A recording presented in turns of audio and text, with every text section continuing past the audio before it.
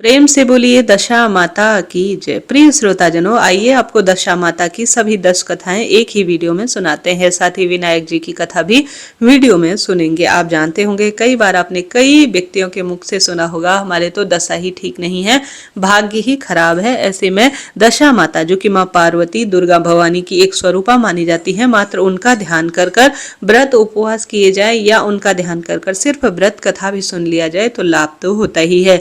कई महिला पुरुष दशा माता के व्रत जो होली होती है उसके दूसरे दिन से लगातार दशमी तिथि तक करते हैं, परंतु कई लोग सिर्फ चैत्र महीने के कृष्ण पक्ष की दशमी तिथि को दशा माता का महाव्रत करते हैं। परंतु कथाएं तो सभी सुननी ही चाहिए। आरंभ करते हैं। बस आपसे अनुरोध है, कमेंट्स बॉक्स में दशा माता का ध्यान करते हुए जय मां दशा लिखिएगा, या आप सभी सुंदर रूप में वीडियो को लाइक करें, शेयर करें। मेहनत लगती है जी, सब्सक्राइब तो जरूर से कीजिएगा। आरंभ करते हैं। सबसे पहले विनायक जी की कथा। कथा अनुसार एक बार एक नगर में एक मालिन रहती थी। उसके पति चल बसे थे। उसका एक 4 साल का पुत्र था। उसकी सास बहुत ही दुख किया करती थी। वह बहू को बहुत परेशान करती थी। एक दिन सास ने बहू और पोते को गुस्से के मारे घर से निकाल दिया। वह दोनों रोते हुए चलते चलते एक जंगल में जा पहुंचे। वहां एक बड़े पेड़ के नीचे बैठ गए। वहां से थोड़ी दूर एक गणेश जी का मंदिर था। वहां बहुत लोग गणेश जी के दिव्य दर्शन करने आते थे। दर्शन करके गणेश जी को प्रसाद भी चढ़ाते थे। फिर वह प्रसाद सबको बांट देते थे। इस प्रसाद से माँ बेटे का जैसे तैसे गुजारा होता था। दोनों गणेश जी की विशेष पूजा और पाठ और व्रत कथाएं भी सुना करते थे। एक दिन उन्होंने सोचा, क्यों ना हम भी एक कार्य करते हैं कि जंगल से फूल लाकर रोज अब यहाँ फूल बेचा करेंगे। वह रोज जंगल से चुन चुन कर फूल लाते, ओम श्री गणेशाय नमः कहते हुए गणेश जी का नाम जाप करते हुए माला बनाते और बेचने लगे। साथ में पूजा सामग्री और प्रसाद भी बेचने लगे। इससे उनको आमदनी होने लगी। गणेश जी की कृपा से आमदनी बढ़ने लगी। जल्दी ही उन्होंने एक मकान और एक दुकान बना ली। एक राजा की लड़की मंदिर में रोज पूजा करने आती थी। मालिन के बेटे को देखकर राजकुमारी उस पर मोहित हो गई और उसने विवाह करने की सोची। उसने अपने भाभी से अपने मन की बात कही। भाभी अनुभवी थी। उसने कहा, यह तो मालिन का बेटा है, तुम एक राजा की बेटी हो, यदि तुम इससे विवाह करोगी तो बड़ी बेइज्जती होगी। पर राजकुमारी अपनी बात पर अड़ी रही। उसने कहा, मैंने तो प्रतिज्ञा ले ली है, उसी से विवाह करूंगी। भाभी ने घर के अंदर जाकर सारी बात राजा को बता दी। राजा ने मना नहीं किया और विवाह के लिए तैयार हो गया। उन्होंने बड़े धूमधाम से बेटी का विवाह मालिन के बेटे से कर दिया। मालिन ने अपने पहले जो बेटे बहू को गणेश जी के मंदिर में ले जाकर पूजा पाठ कराई, गणेश जी का आशीर्वाद दिया। उसके बाद पूरे नगर में यह बात फैल गई कि गणेश जी की पूजा पाठ करने से धन मिलता है, पुत्र प्राप्ति होती है और सदा सर्वदा भाग्य बदल जाता है। यह बात सुनते ही नगर के सभी लोग मंदिर आए। मालिन और उसके बेटे की खूब बिक्री और बढ़ गई। उधर उसकी सास के बुरे दिन शुरू होने लगे। अन्नदाता उसके रूठ गए और भूखों की तरह वह मरने लगी। एक दिन वह रोती धोती उसी गणेश जी के मंदिर में आ पहुंची। वहां वह मालिन के बेटे से बोली, मैं भूखी हूँ, मुझे रोटी कपड़ा दे दो, इसके बदले में तुम्हारे घर का काम कर दूंगी। लड़के को दया आई और उसे काम पर रख लिया। उसने अपनी दादी को बिल्कुल भी पहचाना नहीं। जब मालिन घर आई तो सास को पहचान लिया। वह सास से बोली, सासू जी आप यहाँ कैसे? सास ने पोते की तरफ इशारा कर कर कहा, मेरे इस सेठ के यहाँ नौकरी लग गई है। बहू बोली, यह आपका पोता है और यह घर भी आपका है, यह दुकान भी आपकी है। अब आपने हमारे घर में ही हमसे जो है पूर्ण रूप से हमें घर से निकाल दिया था।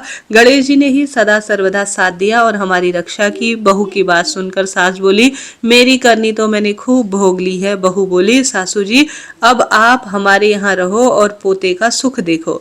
हे गणेश जी महाराज, जैसे सुख आपने उस मालिन को दिया, दुख में उसका साथ दिया, वैसे ही सभी को खूब सुख देना और अपना साथ बनाए रहना। आप सभी प्रेम से बोलिए गणेश जी महाराज की जय। अब आइए दशा माता की कथा सुनते हैं। सबसे पहले नल दमयंती की प्राचीन कथा। कथा अनुसार एक समय में राजा नल और उनकी दमयंती रानी सुखपूर्वक राज्य में राज्य किया करते थे। उनके 2 पुत्र थे। उनके राज्य में प्रजा सुखी और संपन्न थी। एक दिन की बात है, उस दिन होली की दशा माता का दिन था।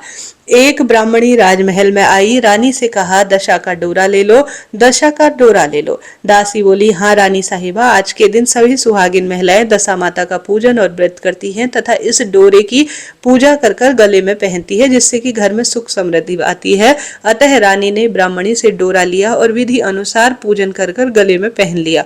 कुछ दिनों बाद राजा नल ने दमयंती के गले में डोरा बंधा हुआ देखा। राजा ने बोला, इतने सोने चांदी के गहने हैं और ये डोरा पहन रखा है।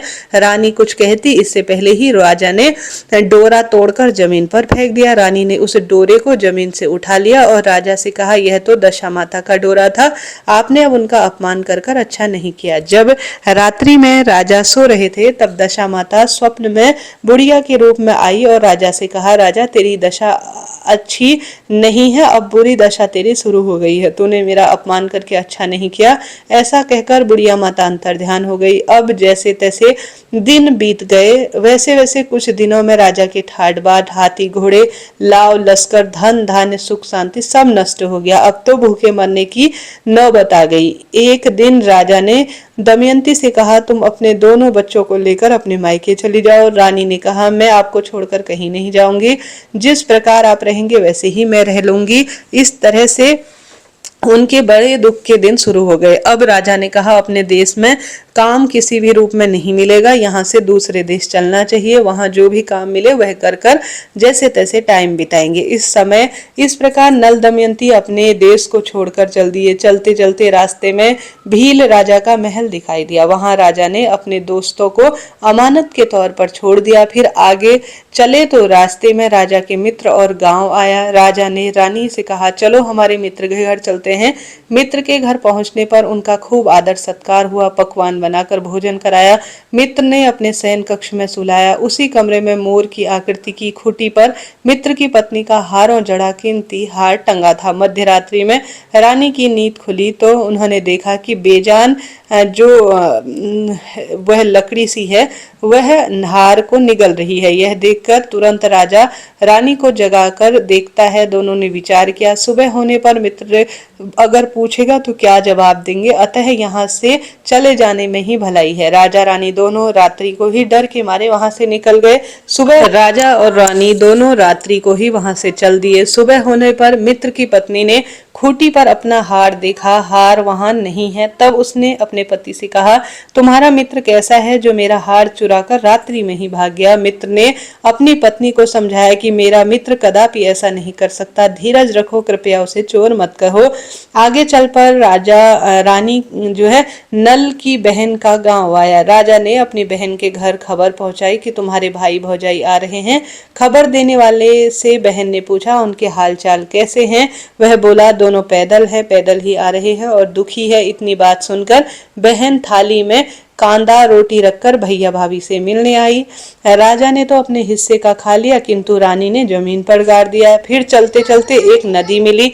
राजा ने नदी में से मछलियां निकालकर रानी से कहा, तुम इन मछलियों को भूजो, मैं गांव में से परोसा लेकर आता हूँ। गांव का नगर सेठ सभी लोगों को भोजन करा रहा था। राजा गांव में गया और परोसा लेकर वहां से चला तो रास्ते में चील ने झपट्टा मारकर सारा भोजन गिरा दिया। राजा ने सोचा कि रानी विचार करेगी, राजा तो भोजन लेकर ही नहीं आया और मेरे लिए कुछ भी नहीं लाया है। उधर रानी मछलियां भूज रही थी तो दुर्भाग्य से सभी मछलियां जीवित होकर नदी में चली गई। रानी उदास होकर सोचने लगी, राजा पूछेंगे तो क्या सोचेंगे, सारी मछलियां खुद ही खा गई। जब राजा आए तो मन ही मन समझ गए, वहां से आगे चल दिए। चलते चलते रानी के मायके का गांव आया। राजा ने कहा, तुम अपने मायके चली जाओ, वहां दासी का कोई भी काम होगा कर लेना, मैं इसी गांव में कहीं नौकर बन जाता हूँ। इस प्रकार रानी महल में दासी का काम करने लगी और राजा तेली के घाने में काम करने लगा। दोनों को काम करते करते बहुत दिन हो गए। जब होली की दशा के दिन आए तब सभी रानियों ने सर धोकर स्नान किया। दासी ने भी स्नान किया। दासी ने रानियों का सिर गूथा तो राजमाता ने कहा, मैं तेरे सर भी गूथ देती हूँ। ऐसा कहकर राजमाता जब दासी का सर गूथ ही रही थी तब उसने दासी के सर में पद्म देखा। यह देखकर राजमाता की आंखें भर आई और उन्होंने आंखों से आंसू की जो बूंदें थी वह गिरी। आंसू जब दासी की पीठ पर गिरी तो दासी ने पूछा, आप क्यों रो रही हैं। राजमाता ने कहा, तेरे जैसी मेरी बेटी है जिसके सर में भी पद्म था, जैसे तेरे सर में है, यह देखकर मुझे उसकी याद आ गई। तब दासी ने कहा, मैं ही आपकी बेटी हूँ। दशा माता के कोप से मेरे खूब बुरे दिन चल रहे हैं, इसलिए यहाँ आई हूँ। माता ने कहा, बेटी तूने यह बात हमसे क्यों छुपाई? दासी ने कहा, माँ मैं सब कुछ बता देती तो मेरे बुरे दिन नहीं कटते। आज मैं दशा माता का व्रत करूंगी तथा उनसे गलती के लिए क्षमा याचना करूंगी। अब तो राजमाता ने बेटी से पूछा, हमारे जमाई कहाँ हैं? बेटी बोली, वह इसी गांव में किसी की तेली के घर काम कर रहे हैं। अब गांव में उनकी खोज की गई और उन्हें महल में लेकर आ गया। जमाई राजा को स्नान कराकर नए वस्त्र पहनाए और पकवान बनाकर भोजन कराया। फिर रानी और राजा ने दशा माता का व्रत बड़ी श्रद्धा भाव भक्ति से किया। अब दशा माता के आशीर्वाद से नल और दमयंती के अच्छे दिन लौट आए। फिर कुछ दिन वहीं बिताने के बाद अपने राज्य की ओर लौट आए। दमयंती के पिता ने खूब सारा धन, लाव, लश्कर, हाथी घोड़ा देकर बेटी को विदा किया। रास्ते में वही जगह आई जहां मछलियों को भूजा और राजा के हाथ से छील ने चपट्टा मारकर जमीन पर भोजन गिराया। तब राजा ने कहा, तुमने सोचा होगा मैंने अकेले भोजन कर लिया होगा, परंतु चील ने झपट्टा मारकर भोजन गिरा दिया था। तब रानी ने कहा, आपने सोचा होगा मछलियां भूनकर अकेले खा गई, परंतु वे तो जीवित होकर नदी में चली गई। चलते चलते अब राजा की बहन का घर आया। राजा ने बहन के यहाँ खबर भेजी और खबर देने वाले ने बहन से पूछा, क्या हाल चाल है? तो उन्होंने कहा, बहुत अच्छी दशा में है, उनके साथ हाथी घोड़े लाव लश्कर हैं। यह सुनकर राजा की बहन मोतियों का थाल सजा कर ले आई। तभी दमयंती ने धरती माता से प्रार्थना की और कहा, आज मेरी अमानत मुझे दे दो। यह कहकर उस जगह को खोदा जहाँ कांदा और रोटी गाड़ रखे थे। खोदने पर रोटी तो सोने की हो गई और कांदा चांदी का हो गया। यह दोनों चीजें बहन की थाली में डाल दी और आगे चलने की तैयारी करने लगे। फिर वहां से राजा अपने मित्र के घर पहुंचे। मित्र ने उनको पहले खूब सम्मान से आदर भाव से सत्कार किया और रात्रि विश्राम के लिए उसी स्थान पर शयन करने को सुलाया। मोरनी की खूंटी में हार निगलने वाली बात से उसे नींद नहीं आई। रात्रि के समय वही मोरनी वाली खूंटी हार अब उगलने लगी थी। राजा ने अपने मित्र को जगाया और रानी ने मित्र की पत्नी को जगाकर दिखाया, देखिए आपका हार तो यह पूर्ण रूप से खूंटी निगल रही है। आपने सोचा होगा कि हार हमने चुराया है। दूसरे दिन प्रातःकाल नित्य कर्म से निपट कर वह वहां से चले गए। वह भील राजकुमार के यहाँ पहुंचे और अपने पुत्रों को मांगा तो भील राजा ने देने से मना कर दिया। गांव के लोगों ने उन्हें बच्चे वापस दिलाए। नल दमयंती अपने बच्चों को लेकर अपनी राजधानी के निकट पहुंचे तो नगर वासियों ने लाव लश्कर के साथ उन्हें आता हुआ देखा। सभी ने बहुत प्रसन्न होकर उनका सत्कार किया। गाजे बाजे के साथ उन्हें महल में पहुंचाया। राजा का पहले जैसा ठाट बाट हो गया। राजा नल दमयंती पर दशा माता का जो कोप था वह किसी भी प्रकार से अब कट चुका था और उनके सुख के दिन खूब आ गए थे। हे दशा माता, जैसे राजा और नल दमयंती की दशा खराब हुई, ऐसी दशा किसी की भी खराब मत करना। सभी का सौभाग्य बनाए रखना और धन संपदा का वरदान देना। बोलिए दशा माता की जय। दूसरी कथा अनुसार एक सास और बहू थी। एक दिन सुबह सुबह सास ने बहू से कहा कि जाओ आग लेकर भोजन बनाओ, बड़ी बहू को भूख लगी होगी। बहू हाथ में कंडा लेकर आग लेने के लिए गांव में गई। उस दिन गांव भर में दशा माता की पूजा थी, इसलिए किसी के यहाँ भी कुछ भी भोजन नहीं बना था। आग नहीं मिली और वह खाली हाथ लौट आई। फिर शाम होने पर वह पड़ोसन के पास गई और जाकर बोली, मेरी सास तो दशा माता का डोरा नहीं लेती है, लेकिन इस बार मैं डोरा लेना चाहती हूँ, मुझे भी पूजन विधि बता दो। दोबारा जब डोरा लेने का समय आया तो बहू ने सास को बिना बताए दशा माता का डोरा ले लिया। 9 दिन तो रहे। किसी न किसी बहाने पड़ोसन ने के घर जाकर कथा सुन ही लिया करती थी। 10वें दिन उसे चिंता सताने लगी कि अब मैं पूजा कैसे करूंगी। वह मन ही मन दशा माता का ध्यान कर सोचने लगी, आज सासू माँ कहीं बाहर चली जाए तो शांति पूर्वक पूजा कर लूंगी। दशा माता की कृपा से सास बहू से बोली कि आज मैं खेतों में जा रही हूँ, यदि मुझे आने में देर हो जाए तो तुम मेरे लिए खेत पर ही खाना ले आना। बहू के मन की मुराद पूरी हो गई। यह तो चाहती ही थी। उसने अपनी सास से कहा कि आप निश्चिंत होकर जाइए, घर का सारा काम मैं निपटा लूंगी। सास के जाते ही बहू ने स्नान करके दशा माता की पूजा की। इसके बाद वह पूजा की सामग्री को लेकर मिट्टी के गोले में रखकर उसे सिलाने के लिए ले जाने लगी। कि उसी समय उसकी सास खेतों से वापस आ गई। सास को देखकर बहू ने जल्दी ही उस गोले को दही की मिटकी जो मटकी होती है उसमें छुपा दिया। उसने सोचा कि उचित समय होने पर ही गोले को दही से निकालकर विसर्जित कर दूंगी। सास ने आते ही बहू से कहा, तुम मुझे खाने को क्यों नहीं देने के लिए आई? अब तक क्या कर रही थी? बहू बोली कि आज जो मैंने सर के बाल धोए थे उससे सूखने में देर लग गई, इस कारण भोजन बनाने में देर हो गई। मैं थाली लगाती हूँ, आप गुस्सा छोड़ दीजिए। सास का गुस्सा कुछ ठंडा हुआ और वह पैर धोकर चौकी पर बैठ गई कि उसका बेटा भी आ गया। वह भी माता के साथ भोजन करने बैठ गया। सास भोजन करके उठ रही थी कि उसका बेटा बोला कि मुझे तो दही चाहिए। सास ने बहू से दही देने के लिए कहा तो बहू बोली कि रसोई में हूँ, आप ही दे दीजिए। बहू ने दही की मटकी में विसर्जित करना जो है वह सामग्री को भूल गई थी और उसमें ही उसने छुपाया था। यह बात वह अब भूल चुकी थी। सास हाथ धोकर दही लेने के लिए गई, परंतु जैसे ही उसने छाछ की मटकी उठाई उसमें कुछ खड़कने की आवाज आई। उसने हाथ डालकर देखा तो उसमें एक बहुत बड़ा सोने का गोला उसे मिल गया। सास को बड़ा आश्चर्य हुआ। बहू से पूछा कि इस छाछ की मटकी में यह सोने का गोला कहाँ से आया? तुमने कहीं से इसे चुराया तो नहीं है और यहाँ क्यों छुपाया था? मैं समझ गई किसी वजह से तुम छाछ देने नहीं उठी, इसका भेद बताओ। बहू बोली, मुझे कुछ नहीं पता, मेरी दशा माता ही जाने। मैंने आपको बताए बिना दशा माता का डोरा ले लिया था और उनकी पूजा की थी। आपके आने के कारण मैं डर गई और मैंने पूजा सामग्री को विसर्जित करने नहीं जा सकी। इस कारण से मैंने इसे डर के मारे छाछ की मटकी में ही छुपा दिया था। दशा माता ने इसे सोने का बना दिया, इसमें मैं क्या कर सकती हूँ? सास ने बहू को गले लगा लिया और कहा, मैं भी तुम्हारे साथ डोरा लूंगी और विधि पूर्वक व्रत और पूजन किया करूंगी। हे दशा माता, जैसी तुमने सास बहू के घर में सुख समृद्धि दी, खूब प्रेम दिया, वैसे ही सभी भक्तों के अन्न धन के भंडार भरना और सभी की कामना पूरी करना। बोलिए दशा माता की जय। दूसरी कथा अनुसार एक राजा था, उसकी दो रानियां थी। बड़ी रानी के संतान नहीं थी, छोटी रानी के पुत्र था।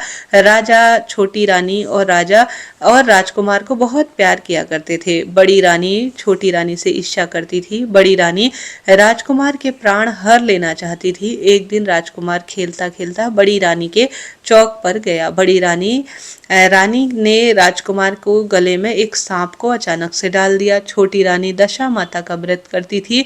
राजकुमार दशा माता का ही दिया हुआ पुत्र था। दशा माता की कृपा से राजकुमार के गले में सांप बिना नुकसान पहुंचाए ही 1 मिनट में चला गया। दूसरे दिन बड़ी रानी ने लड्डुओं में जहर मिला दिया, राजकुमार के खाने को दे दिया। राजकुमार ने जैसा ही लड्डू को खाया तो दशा माता एक दासी का रूप धारण कर आई और राजकुमार के हाथ से लड्डू छीन लिया। बड़ी रानी का यह वार भी खाली चला गया।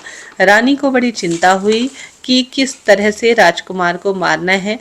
तीसरा दिन जब राजकुमार बड़ी रानी के आंगन में खेलने को आया तो रानी ने उसे पकड़कर गहरे कुएं में धकेल दिया। क्योंकि कुआं बड़ी रानी के आंगन में बना था, इसलिए किसी को भी यह बात पता नहीं चली कि राजकुमार कहाँ गया। लेकिन जैसे ही बड़ी रानी ने राजकुमार को कुएं में धकेला तो दशा माता ने उसे बीच में रोक लिया। इधर दोपहर हो जाने पर भी राजकुमार न आने के डर से राजा ने छोटी रानी को चिंता सताने लगी। दशा माता को भी इस बात की चिंता हुई कि राजकुमार को उसके माता के पास किस तरह से पहुंचाया जाए। राजकुमार की तलाश करने वाले कर्मचारी खूब नाराज और निराश होकर बैठ गए। राजा और छोटी रानी पुत्र शोक में रोने लगे। तब दशा माता भिखारी का रूप धारण कर राजकुमार को गले में लगाकर राजद्वार पर पहुंची। यह राजकुमार को एक वस्त्र में छुपाकर भिक्षा मांगने लगी।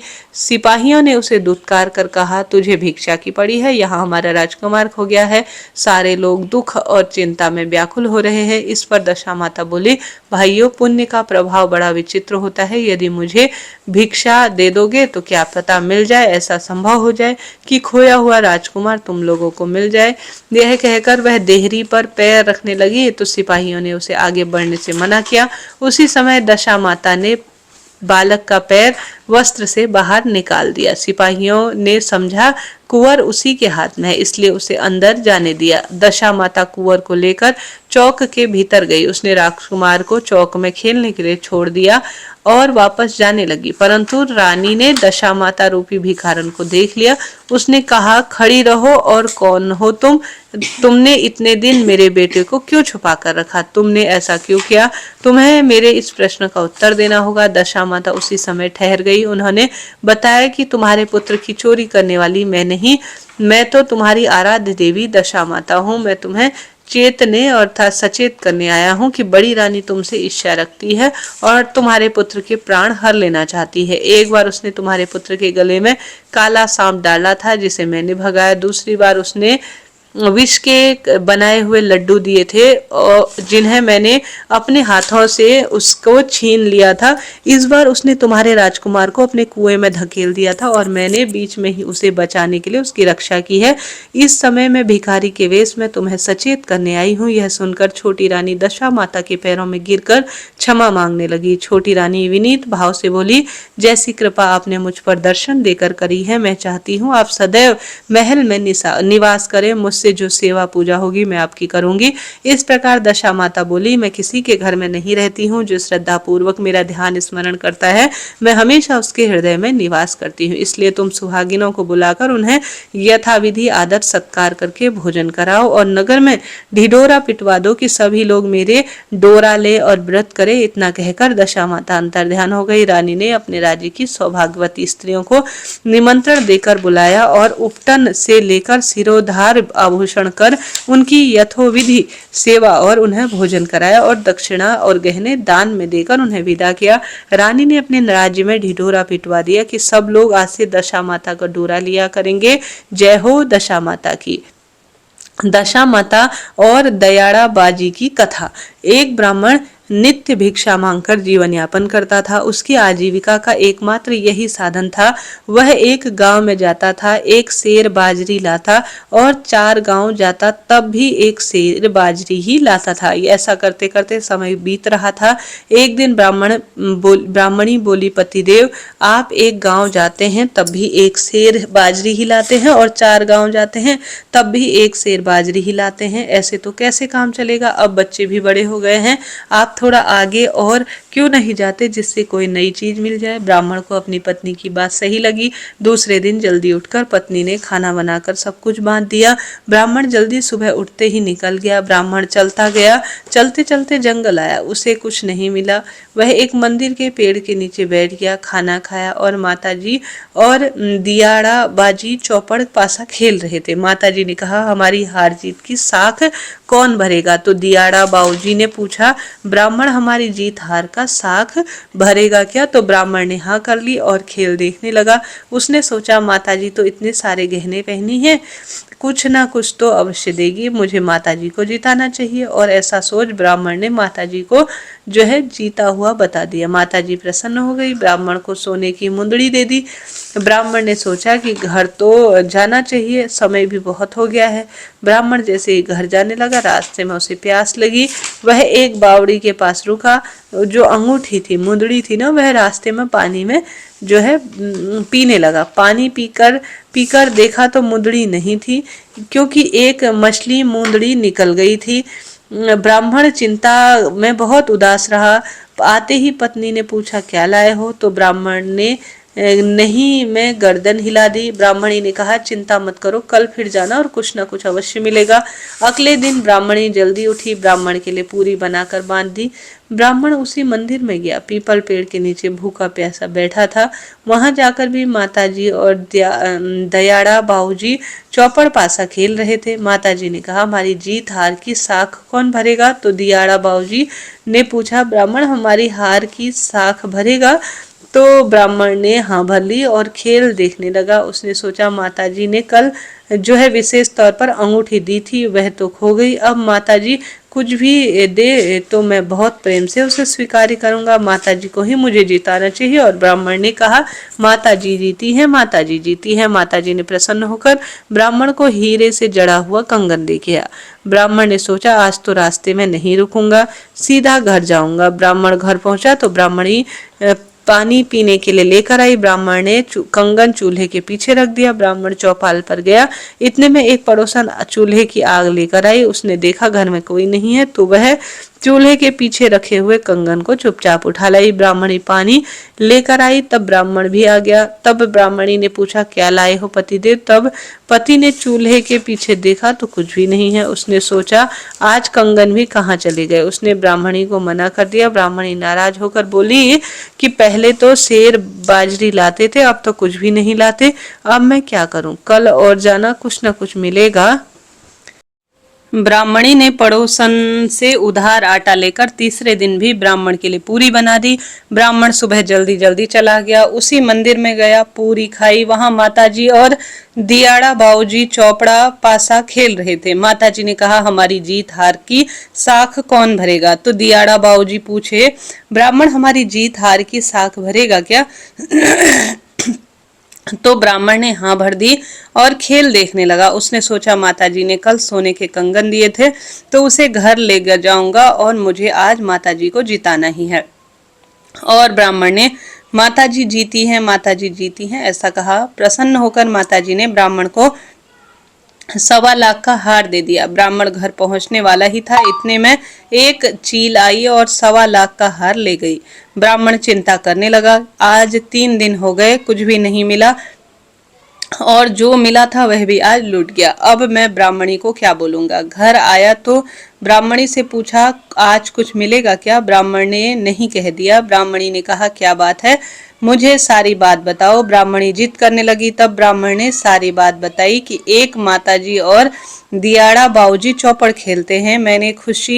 मैंने जीत हार की साख भर दी। माताजी ने खुश होकर मुझे मुंदड़ी, सोने के कंगन, 1.25 लाख का हार दिया है। सारी बात पत्नी को बताई।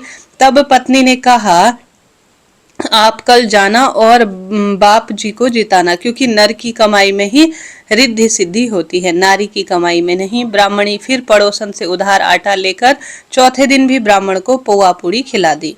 ब्राह्मण सुबह जल्दी जल्दी उठा, उसी मंदिर में गया, पूरी खाई। वहां माताजी और दियाड़ा बाऊजी चौपड़ पासा खेल रहे थे। माताजी ने, हमारी जीत हार की साख कौन भरेगा? तो दियाड़ा बाऊजी ने पूछा, ब्राह्मण हमारी जीत हार का साख भरेगा क्या? तो ब्राह्मण ने हामी भर दी और खेल खेलना शुरू हुआ कि दियाड़ा बाऊजी के पास तो देने के लिए कुछ भी नहीं था, पर ब्राह्मण ने कहा, तो आज मैं दियाड़ा बाऊजी को ही जिताऊंगा। खेल पूरा हुआ। ब्राह्मण बोला, आज तो दियाड़ा बाऊजी ही जीते हैं। तो दियाड़ा बाऊजी ने कहा, ब्राह्मण आज तो तेरे फैसले में चूक हो गई। ब्राह्मण बोला, नहीं बाऊजी, आज तो आप ही जीते हैं। तब दियाड़ा बाऊजी ने 1 टका ब्राह्मण को दे दिया। ब्राह्मण ने सोचा, इससे तो कुछ नहीं आएगा। ब्राह्मण वहां से घर जाने के लिए और 1 टका वहीं रखकर पारसी के मंदिर में बैठ गए। और ब्राह्मण घर आती है तो देखती है एक चेल अर्थात 15 लाख का जो चील थी वह 15 लाख का हार गिरा गई है। पड़ोसन आती है और कहती है कि यह ब्राह्मण तेरे कंगन में एक दिन तेरे से मजाक के लिए आई थी पर तूने नहीं आई। और ब्राह्मणी ने कंगन लिए, एक मछली वाली आई और मूंदड़ी देकर चली गई।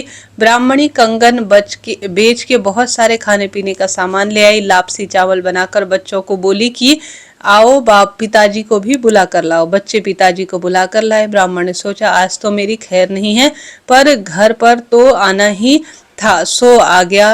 आकर देखा कि जिस कोने में दियाड़ा बाजी ने दिया हुआ जो टका रखा था वह हीरे मोती से जगमगा रहा था। ब्राह्मणी बोली, अपने तो दियाड़ा बाजी और माता जी को कृपा से अन्न धन्य के भंडार अब हमारे भर गए हैं। तब ब्राह्मण ने परिवार सहित दियाड़ा बाजी दशा माता का पूजन का धन्यवाद किया। हे माता जी, हे दियाड़ा बाजी, जैसे आपने ब्राह्मण ब्राह्मणी के अन्न धन्य के भंडार भरे वैसे सबके भंडार भरना। कहने सुनने वाले और हुंकारा भरने वाले के परिवार की सदा सर्वदा रक्षा करना। लोमड़िया जी या लोभिया जी की कहानी।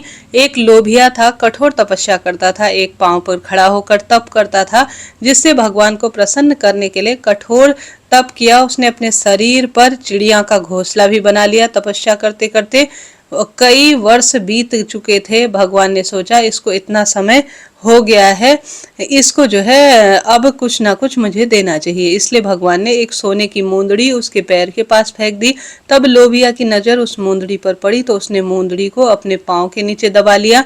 तब भगवान धरती पर आए, लोबिया से बोले, लोबिया तेरी तपस्या में ही मुझे इस तपस्या का फल नहीं मिलेगा। तब लोबिया ने अपनी गलती मानी और भगवान जी के चरण पकड़ लिए और पूछा, भगवान इस तपस्या का हरण कैसे हो गया है। तब भगवान जी ने उस पर दया करी और उन्होंने कहा, यदि रोटी बनाकर आखिरी कुत्ते को नहीं बनाई तो फल नहीं मिलेगा, जिमा कर दक्षिणा नहीं दी तो फिर फल तुझे नहीं मिलेगा, सबकी कहानी सुनकर तेरी कहानी नहीं सुनी तो तुझे फल नहीं मिलेगा।